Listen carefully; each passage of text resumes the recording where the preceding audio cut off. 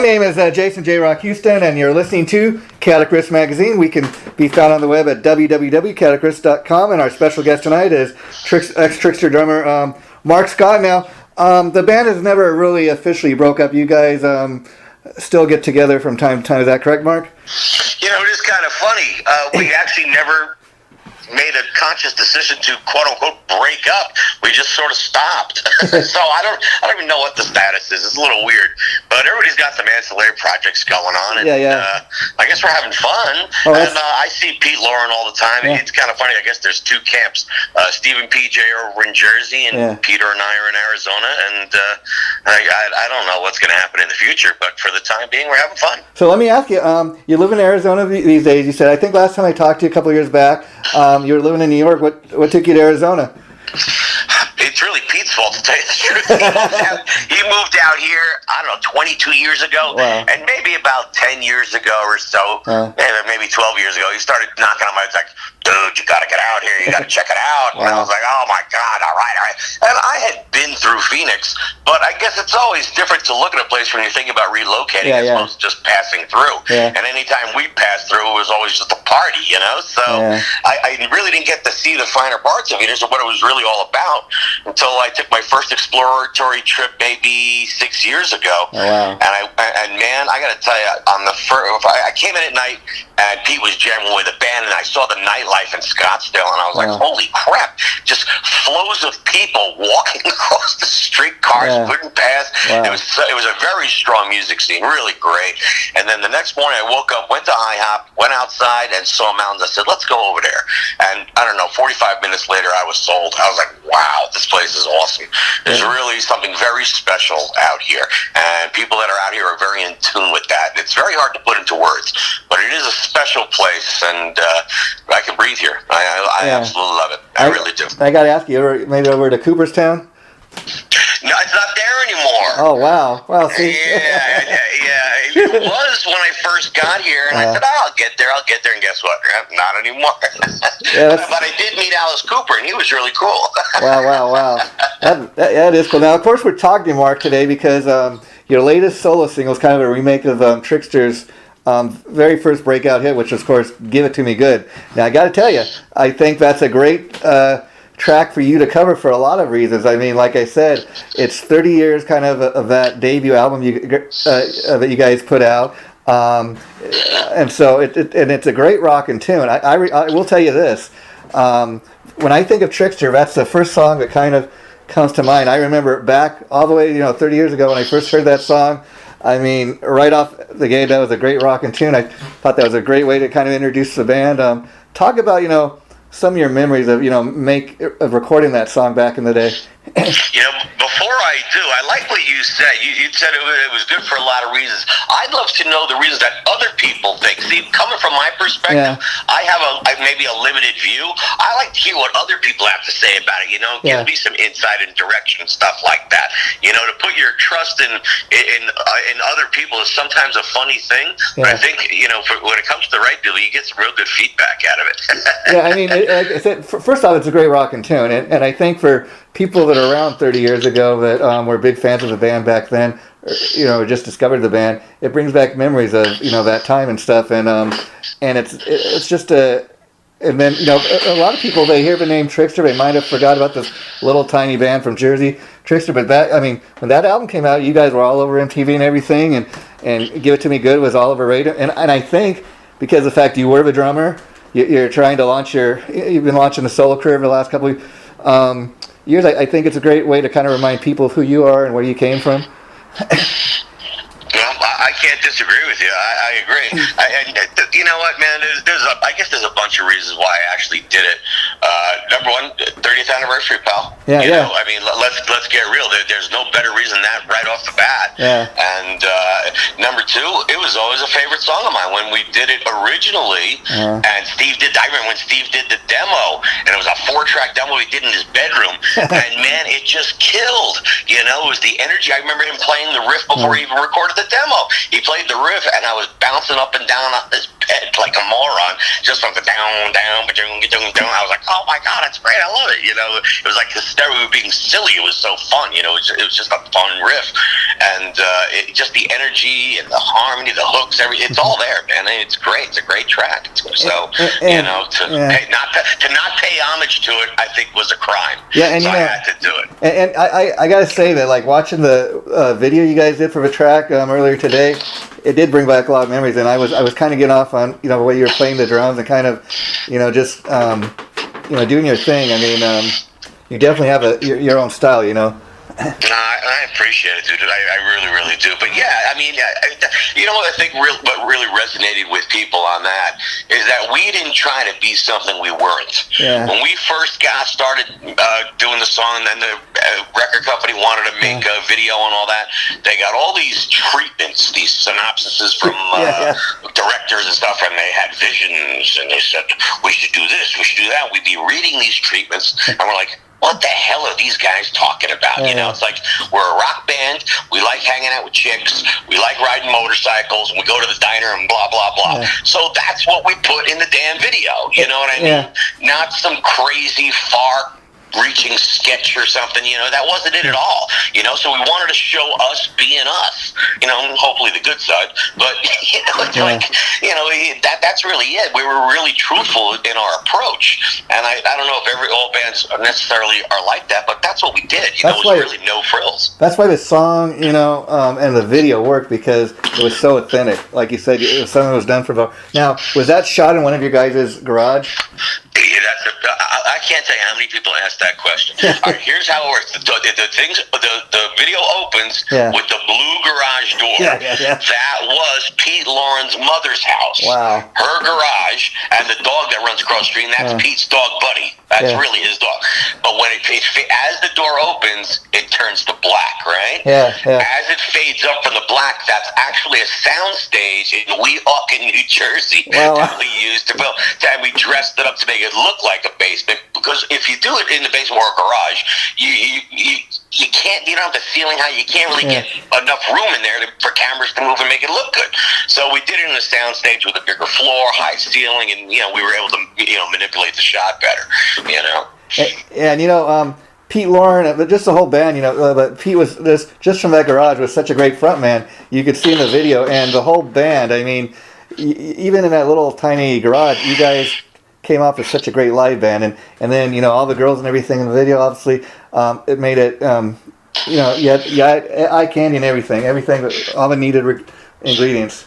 No, I appreciate it, and, you know, we were very fortunate, buddy. Let me tell you, we had a problem when we first finished that. You know, you figure you do a video, you got a major record label, we're coming to MTV, here we go. They're going to start playing us, and that's not what happened at all. We send it to MTV, and we're like, come on, play our video. They go, you know, whatever. And we're like, they're not playing the video. What's going on? So management calls over there and says, hey, Manager Trixter, what's going on? He goes, we've seen the video, looks pretty good. What's Major Radio doing with the single? And we were a little lacking at Major Radio at first, you know. We were doing very well at the smaller stations. P2s, P3s are stations people would refer to as AOR stations, album-oriented rock stations.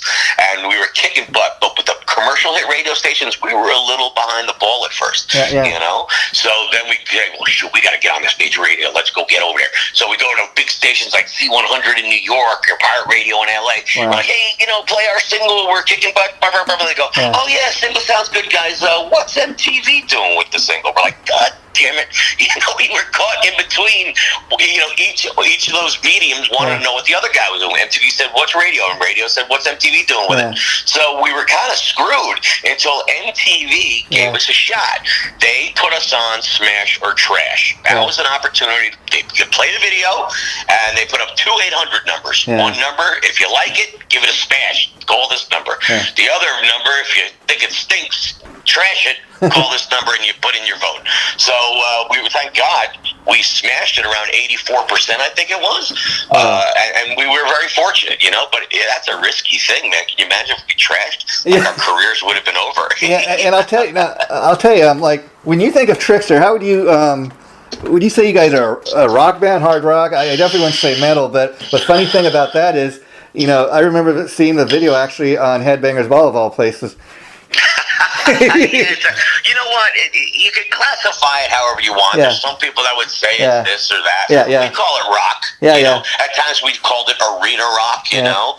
I don't know if that, to us, I think, at least to me, I thought that was a pretty good classification. But more often than not, these days, they're calling them hair bands, you know what I mean? Yeah. And I get it. And during the late 80s, early 90s, that's what was going on, you know? Yeah. So that's what we did.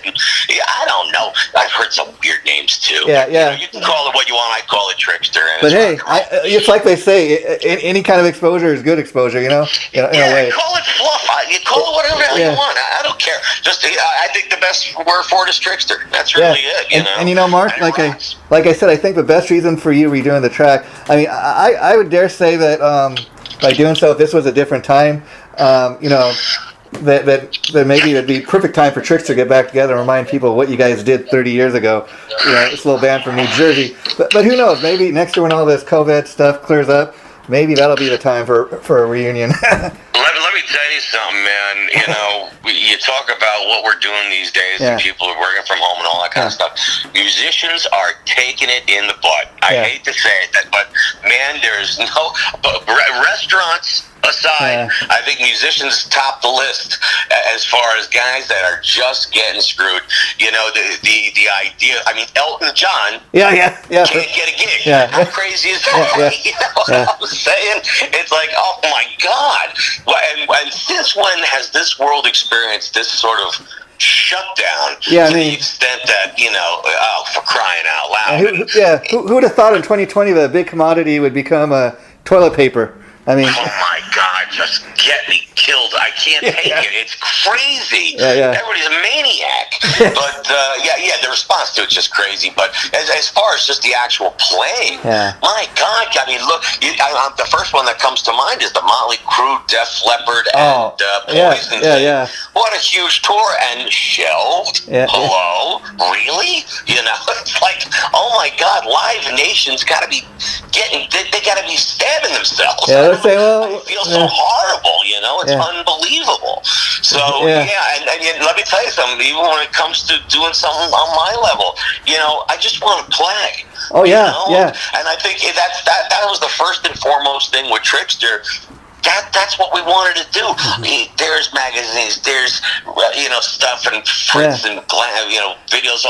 We want to play shows. You know, I think that was a common driving element, what it was all about, dude. You know, forget everything else. We just wanted to rock. You know? You know, when you put out one of your last solo release singles, I remember reading an interview you did where you said, you know, like, especially if you go back to those first two Trixter albums, you know, you guys were really on top of your game. And then there's like maybe, I mean, the fall from grace was kind of from one week to the next in the sense that, you know, you say like we were on the MTV charts, we had our videos being played heavily on the MTV, and then by the next week, you know, the album stopped selling. You know.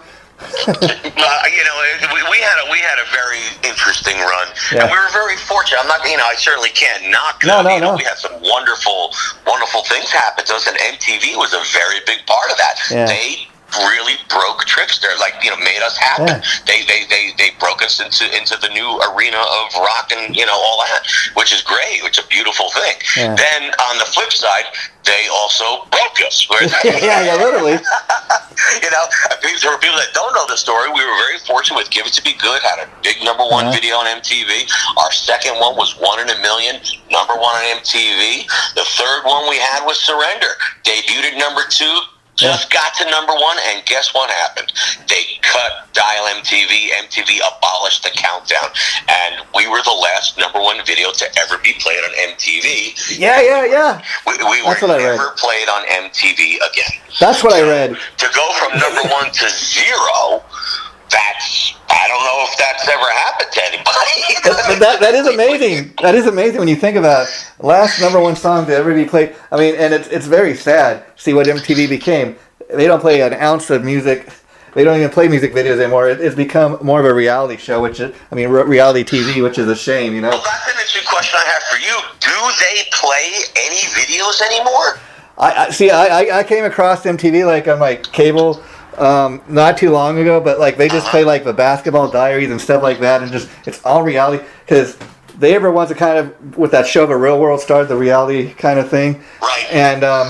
And their ratings for that took off, and they just kind of ditched music. And what happened to Trixter, like you said, when grunge hit, they dropped Headbangers Ball and everything. It just became all grunge, and we're going to play nothing but grunge. And that was great for a while, but even with grunge, the cream kind of rises to the top. You know, you have Soundgarden, you have Alice Change, and Nirvana, the bands that kind of are still popular all these years later, but they were doing nothing but signing grunge bands. And like I said, the cream of the crop rises, but, you know, when you do that and just...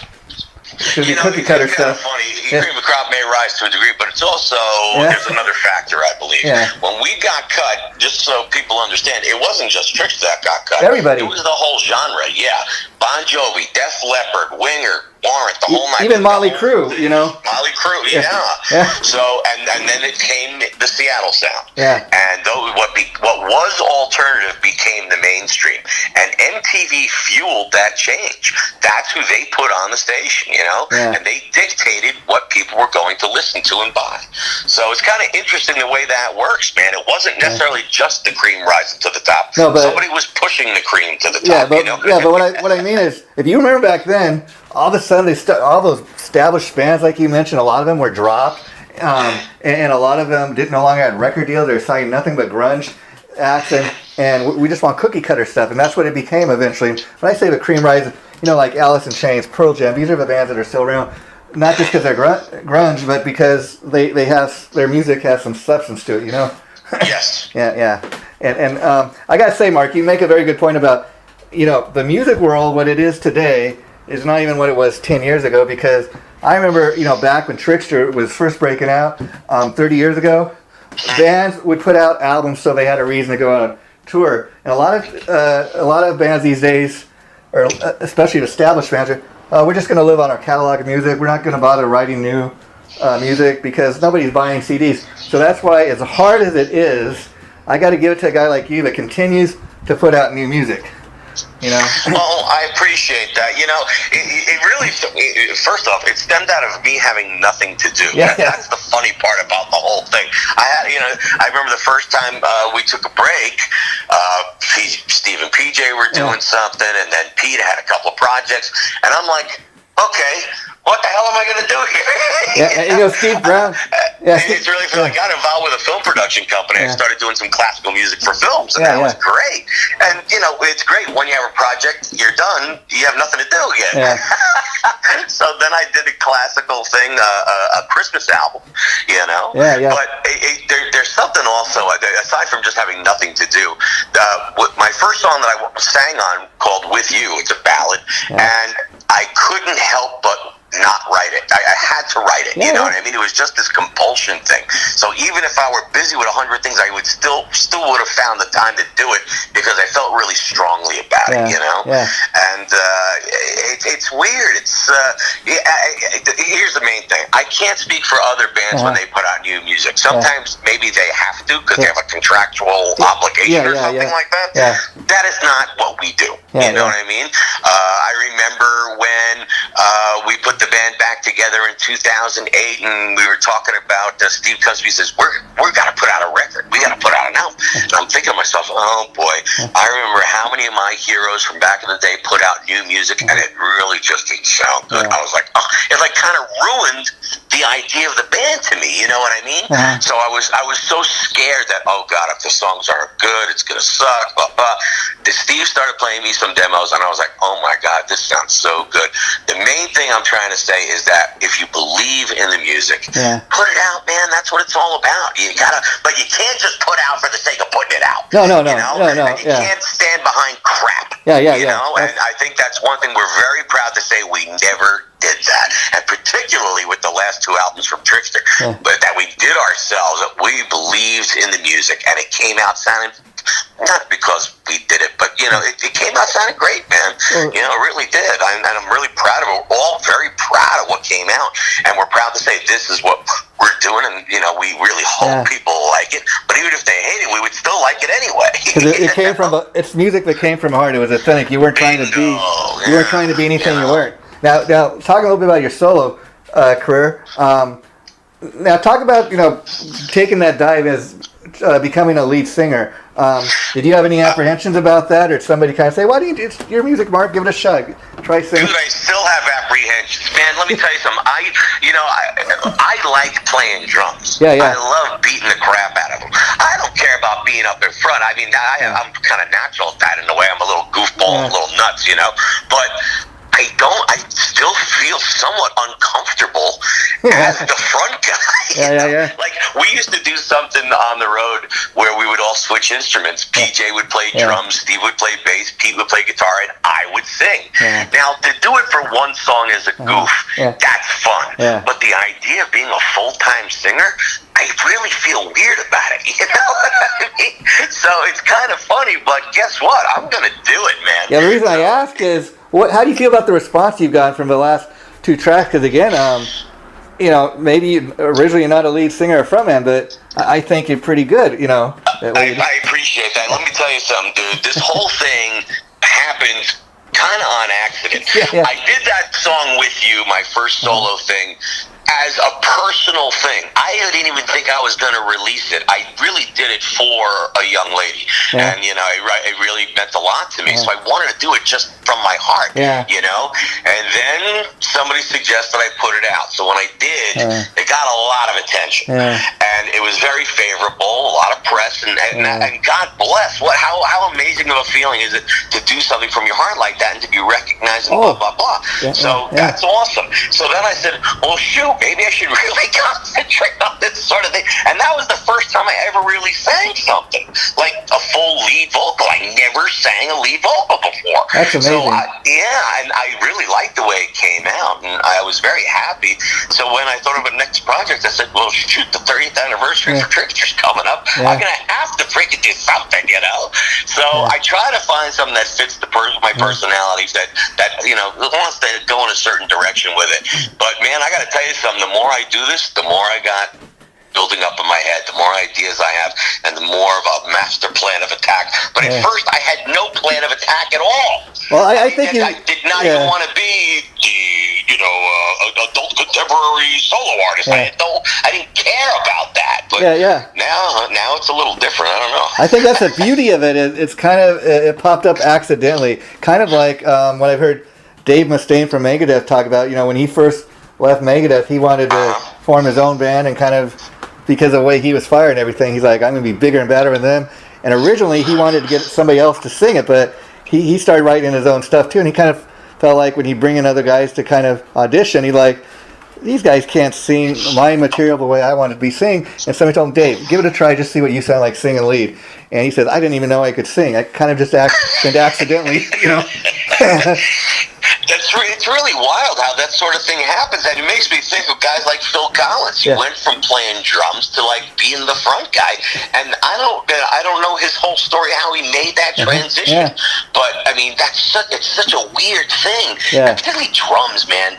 You're the furthest thing from the downstage edge. You know what I mean? Yeah. You don't have that. You don't have a complex about being hidden by drums. You just beat the crap out of them. You know, and I was happy with that. Really, I was happy doing the one song as a goof and get back to the drums, Gus. I was like, okay.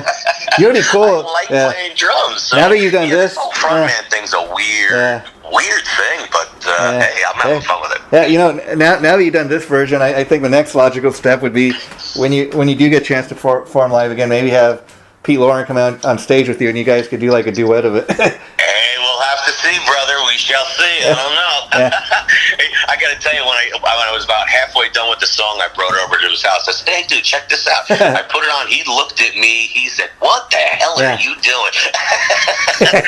The one problem we have, though, I sing it in a different key.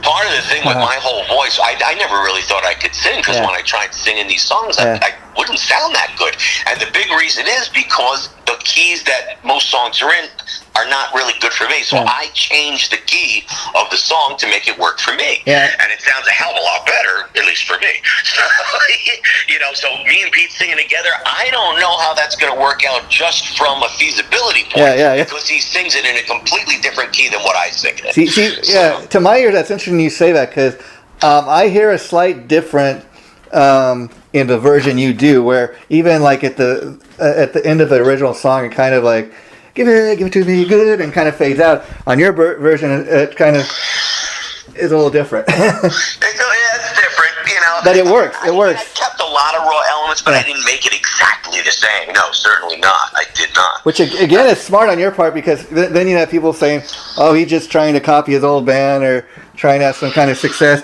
Whereas you really did make it on your kind of have your own feel to it, as opposed to being a carbon copy. I tell you the truth, man. Part of my mission with this whole thing, I want to bring it to a different audience. Yeah. You know, there's some that I think there's other people out there. The song's a great song. Yeah. And I believe it needs to be exposed to more people and possibly cross genres. Okay. And that was kind of what I did with that kind of focus in mind, you know.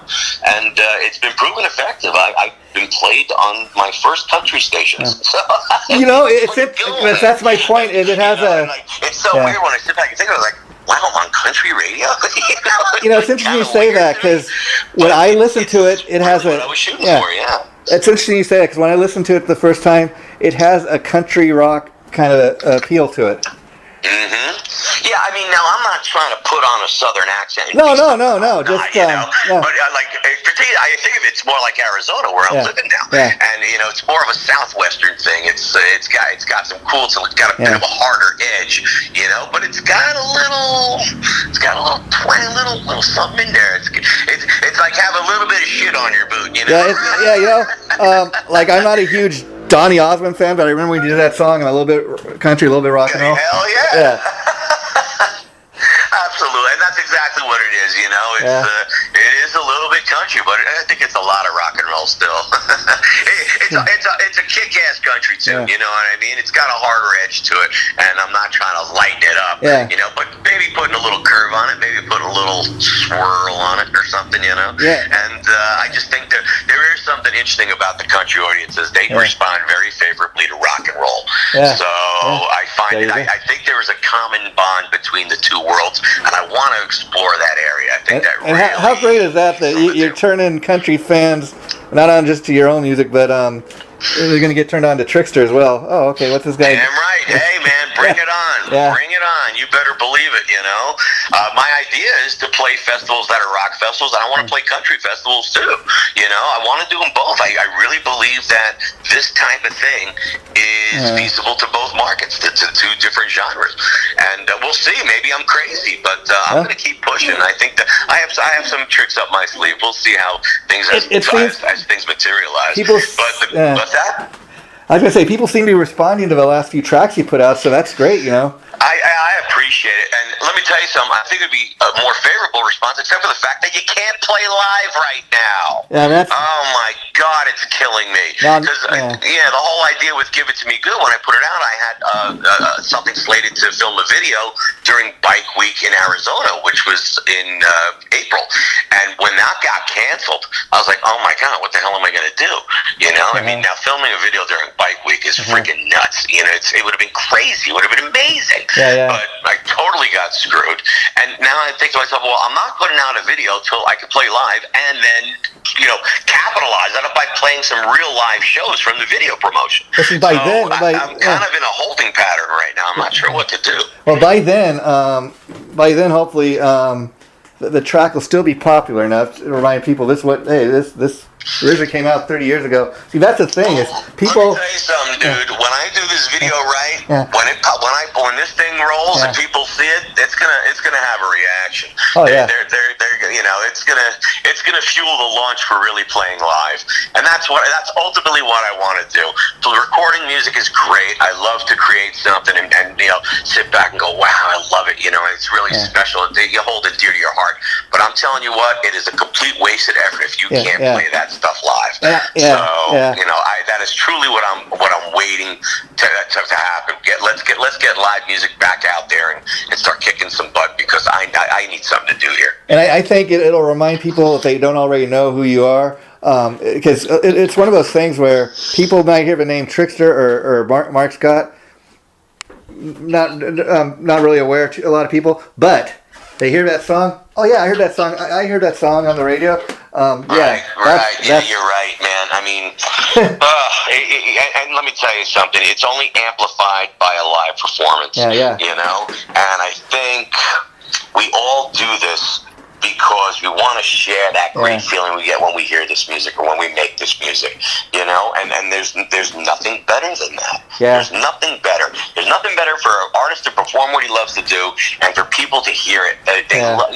Come on. When's the last time you went to a concert and didn't love it? Oh, yeah. Come on, man. I want to hear the songs play. Let me see. Wanting it even more now. You're loud as hell, you know, and I want to do that. I want to bring it, and I know the people want it, but damn it, I'm so frustrated right now. Well, we really need it, because I tell you, especially the governor here in California going on TV and telling people, you know, I don't know when we're going to allow live concerts and that in California. Maybe not till next year and this and that. I'm like, you know, they have all the writing and all this in the streets, which, you know, that's why it's perfect time for a song like this. Give it to me good. I'm tired of all the bad news, you know. You know, I mean, I don't even know what to think with this. And I try not to get too political. I don't want to talk about I hear you. COVID situation in this sense, because it's such a downer. Yeah. You know what I mean? And it's unfortunate we all have to deal with it. But man, I need concerts. Yeah, everybody does. We're dying. Let me tell you something. Yeah. When this finally does get lifted, do you know how much concert attendance is going to kick some butt? You got it. Everybody's going to die to go. Yeah. Everybody's going to say, I've been waiting so long. Bam, it's going to rock. I promise you, with my stage show that I've got cooking, you guys are in for something special, because I'm going to kick it in your butt. It's going to kill. It is so going to kill. I'm so anxious. I got the real crazy production, and I'm very excited. But excited for when? We don't know. But you know what? I'll tell you this, Mark. That's why we need a good time rockin' tune like this when the time comes, because, you know, it's going to become one of those songs maybe in your set list when you do eventually play live, where people are going to just start shouting for you to play that. Give it to me good. You know, God bless you, bro. Jason, I can't tell you how much I appreciate that. I really do. And believe me, if I were in the audience, I'd be that guy. I would be that guy, you know. But man, let's keep our heads on straight, move forward, and let's make it happen. Let's make it happen. I'll tell you, Mark, what I hope you're working on in your spare time. I would like to think that with the success of the last two singles you put out, the vocal tracks, that you're working towards like a full-length CD now.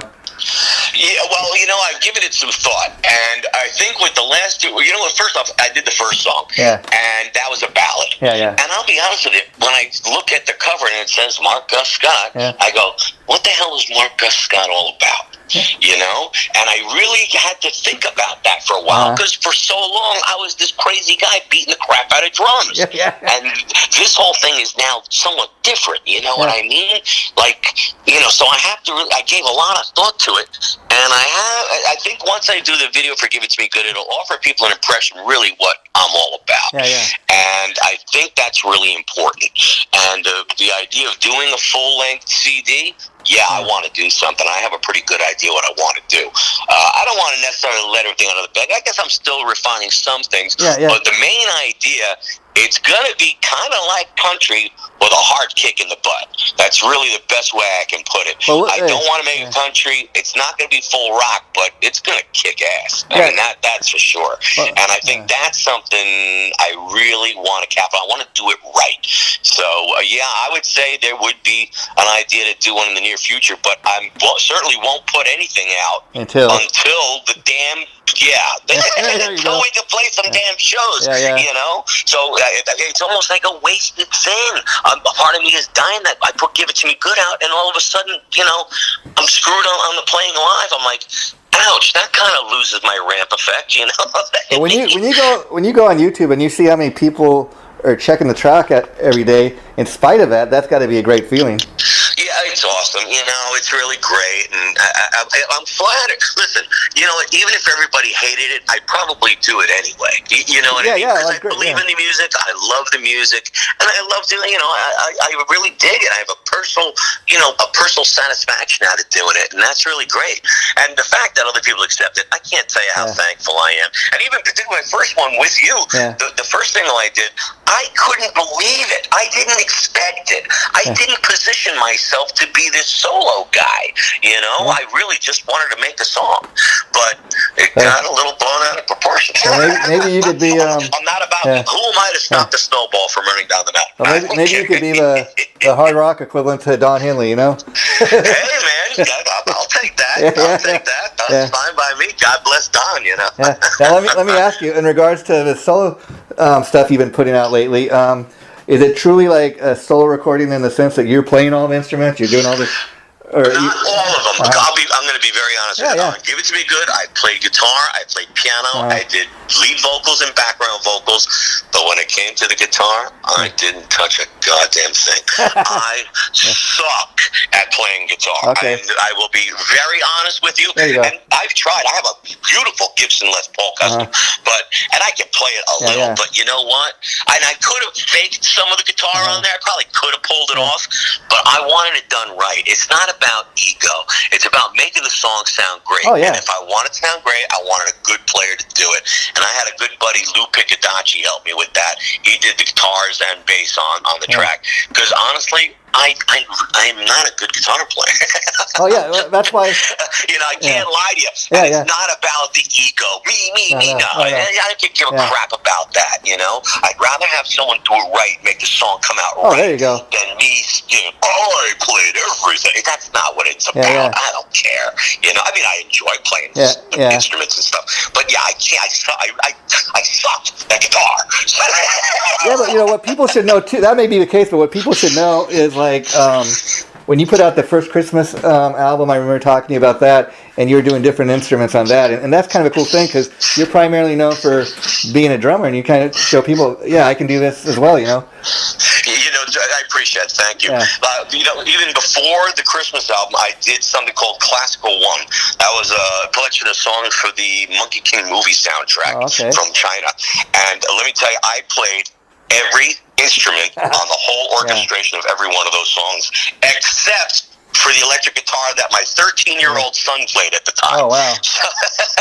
So I played literally every instrument on there. But I suck at guitars. But that my 13-year-old son could kick my butt, and he got on there. He made it sound great. So I was very happy about that. But that was a different kind of project. And I played every instrument on there: the strings, the woodwinds, the brass, the drums, piano, you know, the whole 9 yards. So, and doing it track by track, holy crap, you know, it was close to 100 tracks that you utilize in racing an orchestra. Wow. You know, normally when you record an orchestra, you hang a bunch of mics in the room and maybe have 10 mics over a whole room for a whole orchestra. But if you're doing it by yourself, you have to do it track by track. I have to play an oboe part, then I have to play the second oboe part, then I got to play the clarinet, then I got to play, you know what I mean? So it takes time, and you're layering, and then you got to mix the damn thing. What a complete pain in the neck that is. So, you know, I laugh, but wow, it's a lot of work. But at the end of the day, just take a listen, man. And people that don't know, you can go to my website, markguscott.com, and you can listen to some of the songs on there and get an idea what I'm talking about. Or go to YouTube and just punch up Marks Gus Scott. Take a listen. You know, that's the thing. Don't go buy everything. Go take a listen. I want people to hear this stuff. If you like it, share it, you know, have some fun, you know, I appreciate it. But I'm proud of it because I believed in it, you know, and I really enjoyed doing the projects. And God bless, people are reacting to it, and they really dig it. And I can't tell you how thankful I am. And I got to tell people, like, be sure you put in Marks Gus Scott, because when I was typing something up for you the other day to check out some of your other songs, Mark, another guy came up named just Marks Scott. I wanted to ask you about that. Little bastard, you believe it? Yeah, you got to put in Marks Gus Scott, and that'll get everything. But I wanted to ask you, because I remember back in the day, the other guys used to call you Gus. Is that your actual name? Was that become your nickname, or?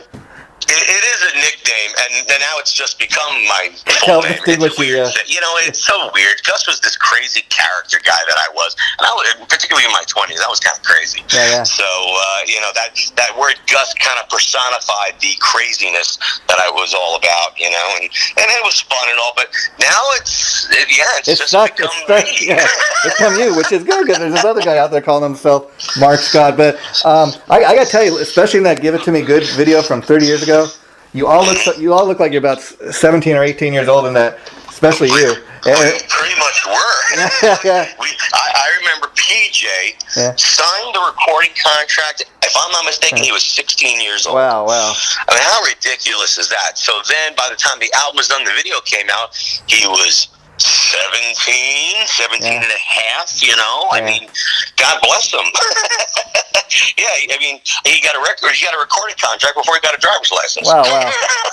Yeah. And, and I was surprised to learn when I went on the Trixter Wikipedia to find out you were not actually the original drummer. So talk a little bit how you hooked up with the guys eventually. Yeah, technically, there was one show they played before I joined. The band was called Raid, R-A-D-E. Okay. And the name of the drummer was Mike Payne. Yeah. He was a buddy in Paramus, New Jersey, and the guy Pete hooked up with him.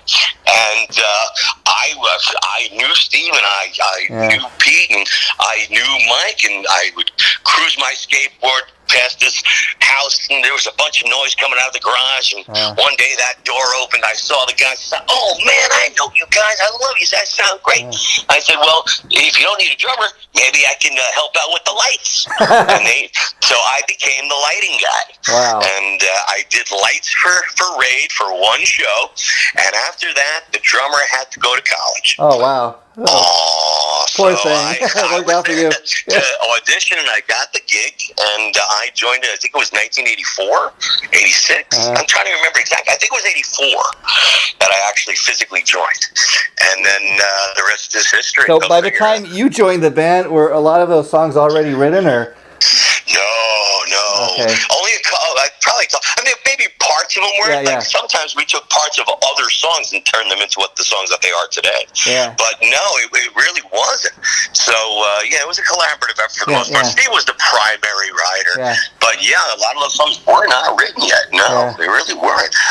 It took time. We had many years to work on things and do stuff. But it took some time. But maybe a couple were. But for the majority of them were not. They were not written yet. No. So you really got a chance to get in there, kind of, be a part of what those songs became. That's great. Yeah, dude, let me tell you something. The whole journey has been something so beautiful. And you know what's even more amazing? We got to do it in the early 90s. Yeah. When we put it back together again in 2008, to have a second shot at doing it, how freaking awesome is that? Yeah, and I love that story you told me that we were the last #1 video on MTV. It's the truth. It's funny. Some people could say we have the longest running number one there you go. video on MTV because it's still #1. There you go. Years later, hasn't been replaced, but we actually never fell down the charts. Yeah, so, and back then, I don't know. Before we wrap this up, I have to ask, you guys were a part of some great historical tours. I know you opened for Kiss, on their Hot in the Shade tour. What memories do you have of that? It was actually the Revenge tour. We were on the Revenge tour in 1992. Wow. It was towards the end of 92. Let me tell you something. If there's one band that really inspired us, Kiss tops the list. It's between Kiss and Van Halen. Wow. But when I was a young kid, I saw Gene Simmons. That was it. When I heard Kiss Alive 2, that's what did it for me, pal. Wow. I was on my way. I had focus. I said, that's what I want to do. So the idea of sharing the stage with Kiss was a dream come true. And let me ask you got to be part of that tour where they recorded Kiss Alive 3. I don't know if you got a chance to ever hear that. Dude, you got some good info. I'm telling you what, it's true. There was 3 nights, I believe, that they actually they had a remote recording vehicle, and the man himself, Eddie Kramer, came out and produced the sessions. And during 2 of the nights, I was fortunate enough to be able to sit in the truck and watch Eddie work and watch them record. It was crazy. That Kiss Alive 2 was my favorite record, and then to be there for Kiss Alive 3 to actually be recorded, that was an unexpected treat. It was really just something amazing, and getting to be friendly with Eddie, who's so cool, so nice. He was fun, he was silly, and man, we were just digging it. It was so crazy. Who would have thought? Who the hell would have thought? You know what I mean? Yeah, and the other tour I want to ask you about, which was really big for you guys, was that tour you did with Warrant and Firehouse. Man, we've been fortunate in a lot of ways. When we got on that Warrant and Firehouse tour, the Blood, Sweat, and Beers tour, we thought it would be good. We didn't know it was going to be that good. I think it exceeded all of our expectations. Unbelievable. Really just unbelievable. The idea that we played the size venues and as often as we did for as long as we did, they extended the tour. We started playing bigger places. We did a pay-per-view special. That turned out to be the biggest pay-per-view special in 91. Yeah. Dude, that was the biggest tour of 91.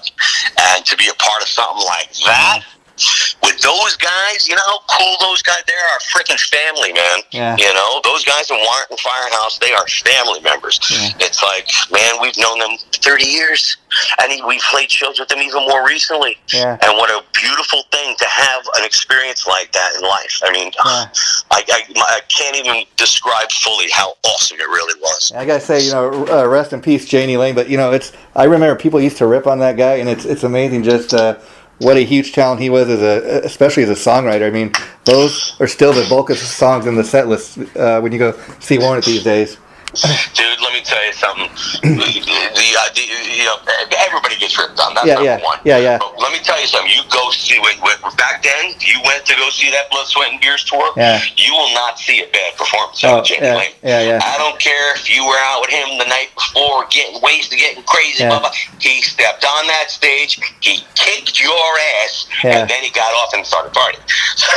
And he was fantastic every damn night, without exception. He kicked ass every night. He was nothing short of an absolute pro, and he was a rocker, man. He led the party. He really took it very seriously. He did not act like a bum on stage. He kicked great. Your ass. He was really fantastic. It's really something supernatural. It was amazing. Yeah, and you know, I got in on this. I was just thinking, it just popped in my head just now as we were speaking. How cool is it to kind of think that song that broke you guys 30 years ago, you're having a chance to kind of not a chance. You actually remade it and kind of made it your own. You're going to be making royalties off the same song that broke you. That's got to be a cool thing. Like 30 years later, the same. I guess I shouldn't complain. But New royalties from the. You know, like, man, the real joy of it is to play it and put your own little spin on it, like I did. And, you know, and I always loved the song. Yeah. You know, and the idea that I get to sing it. How freaking cool is that? You know? I don't know, man. It's just the whole thing is. I've been very fortunate. I've been very, very fortunate. And I don't want the party to stop. Now, final question for you, Mark. Final question for today. When we do see you out there performing live again, whenever that may be, have you given any thought to a live show? As far I imagine you're going to have a backing band. Now, as far as you on stage, or are you going to be like center stage as a lead singer? Are you going to be up there behind your drums and singing, or? Well, let me say one thing is for sure. I won't give you everything, but I'll give you a little something. Number one, this will not be a 4 or 5 man operation. Okay. It won't be just a standard rock band. No, it will not. Okay. That's number one. Oh, I got you. Okay. Number two, I'm going to be up front for the majority of it. Not the whole thing, but but you know what? I got to play some drums. Yeah. You know? I have to play some drums. And particularly if we do something like a Line of Fire, I'm playing drums. I'm going to kick the shit out of that drum set like you never saw. So that goes without saying. But the other element, and I won't say everything. This whole thing will be a production. This will be a real show. This will be something that really has been done like this before. Wow. And when people see it, that's why I need to do the video. It's very important. This is not your typical rock and roll band or country band thing. This is something different. And it's going to kick ass. Well, I'm glad. It's going to have little elements of rock, elements of country, a little bit of God, and a little bit of an erection, so it's going to be pretty wild. Well, I'm glad to hear you're a new rock and roll cowboy. Just remember, Ron Keel did it too. So a few years ago, he was doing country music and called himself a rock and roll cowboy. But so there's plenty of room for a guy like you to do it. I appreciate it. I think what he does is a little different. Yeah. At the end of the day, if that's what you love to do, then that's what you do, bro. You know what I'm saying? If that's what you believe in doing, then you do it. You know what you do? I mean, I hope people enjoy what I'm doing here, but I got to tell you something. I think the more they hear the more I got coming, the more they're going to like it. It's some pretty cool stuff. I like I said, I don't think the numbers lie. Just go to your YouTube channel and see how many people played that. Give It To Me Good, and that says it all. God bless. I appreciate that. And Jason, I can't tell you how much I appreciate your support, bro. Thank you so much. I'm glad to support guys like you that are still out there doing it. You know, never stop rocking, as they say. So thanks for talking to me again, Mark. The interview probably go up in about a week or so, I'll let you know if a minute goes up. And at that point, please put on any of your sites if you wish to do so. Dude, absolutely. Yeah, please shoot me a link. I'd be more than happy to do so without question. Thanks so much, bro. Okay, bye-bye. Keep in touch, please, okay? Anytime you have anything to promote. I certainly will. Thanks so much for reaching out. Okay, bye-bye.